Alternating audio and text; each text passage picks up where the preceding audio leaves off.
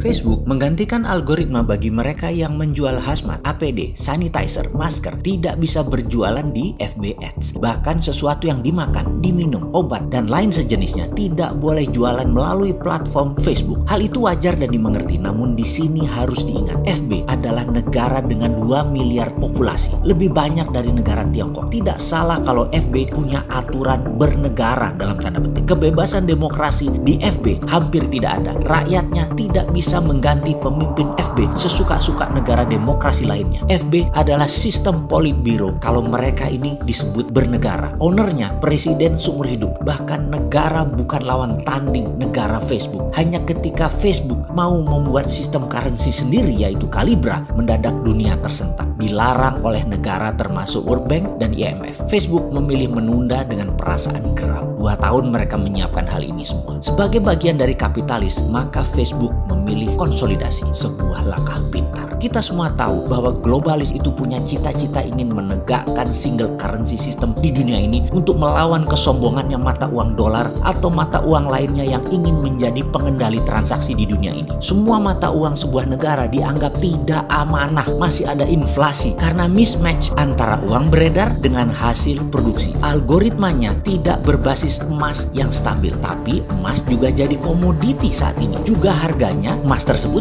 bisa dimainkan. Banyaknya, rumitnya, saling silangnya perebutan kekuasaan militer di dunia antara negara satu dengan negara yang lain membuat globalis punya pandangan lain melihat dunia saat ini. Mereka ingin juga menyudahi negara-negara atau kerajaan-kerajaan ini yang mereka anggap sudah tidak genah mengelola dunia selama 2500 tahun terakhir ini. Globalis punya mimpi, satu currency, satu sistem. Dan untuk melakukan hal ini, akankah mereka melakukan penggiringan opini akan COVID-19 ini? Percayakah bahwa tanpa sosmed, Instagram, Twitter, WhatsApp, Facebook, dan lain sebagainya, pencitraan COVID akan berbeda efeknya pada saat ini? Apakah ini disengaja? Terlepas COVID ini direkayasa atau tidak direkayasa, namun cuitan dan propaganda saling silang di sosmed mempengaruhi 80% pemikiran pengambil keputusan bernegara dan bermasyarakat. COVID mematikan atau tidak, dunia kesehatan menambah 1 bahkan lebih item akan tindakan medis untuk penyakit efek COVID. Slowdown ekonomi dunia ini direkayasakah? Matinya dunia pariwisata, matinya dunia properti, matinya dunia kendaraan bermotor, juga matinya dunia transportasi udara saat ini. Tidak gampang merecovernya. Akan dibukanya PSBB hampir berbarengan di seluruh dunia, tetap membuat kalangan menengah atas enggan bergerak cepat. Kalangan menengah atas sangat aware dan waspada. Mereka kuat masih menunggu sampai akhir tahun pun mereka masih kuat. Sementara menengah atas di Indonesia mungkin hanya populasinya 20%. Namun 80% ekonomi Indonesia mereka yang memainkannya. Mereka masih kuda-kuda. Mereka masih penuh curiga. Setidaknya mereka memilih hati-hati. Tidak ujuk-ujuk, tidak sekonyong-konyong membanjiri mall, memberi Hermes, memberi Chanel, membeli Rolex. Enggak juga. Benar pasar ramai. Benar semua terlihat ramai. Namun daya beli dan transaksi di bawah di kelas C dan D tidak terlalu signifikan. Tidak seketika dibuka PSBB mendadak orang beli telur langsung 10 kilo, beli ayam langsung 5 ekor, beli minyak goreng langsung 20 liter. Tetap saja satuan, tetap saja sebutuhnya. Ini yang harus diwaspadai. Dan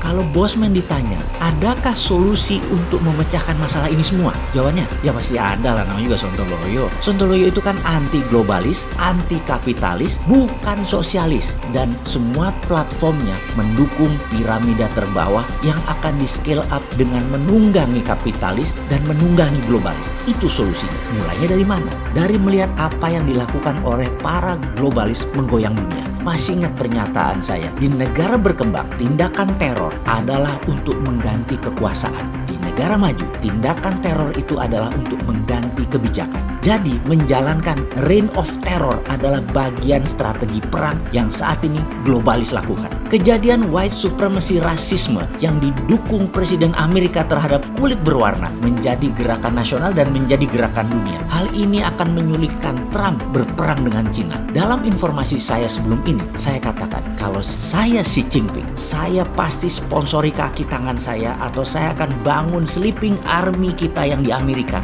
disiram dengan jutaan dolar agar gerakan itu terus menggoyang pemerintahan Trump dari dalam negeri. Jangan remehkan informasi sederhana ini, tapi percaya saya, Tiongkok sudah lakukan. Lalu modal besar ternyata di-drop juga oleh George Soros. George Soros hari ini bermain terang-terangan, bermain terbuka melawan Trump, dan dia mensponsori gerakan kulit berwarna untuk turun ke jalan. Ini seru. Kemudian Joe Biden mulai melakukan serangan propaganda kampanyenya melalui semua media mainstream kecuali Fox News, itu medianya Trump. Ini seru kan? Asli seru. Di tengah-tengah globalis bermain melawan Trump, Facebook merambah kemana-mana, bahkan masuk ke Indonesia. Sahabat, sudah mulai paham peta kekuatannya. Sekali lagi, Indonesia bagaimana strateginya? Bagaimana jurus Garuda menunggangi naganya? Bagaimana jurus Garuda menerkam elang? Bagaimana jurus Garuda mencengkram globalis? Kita tunggu tanggal mainnya.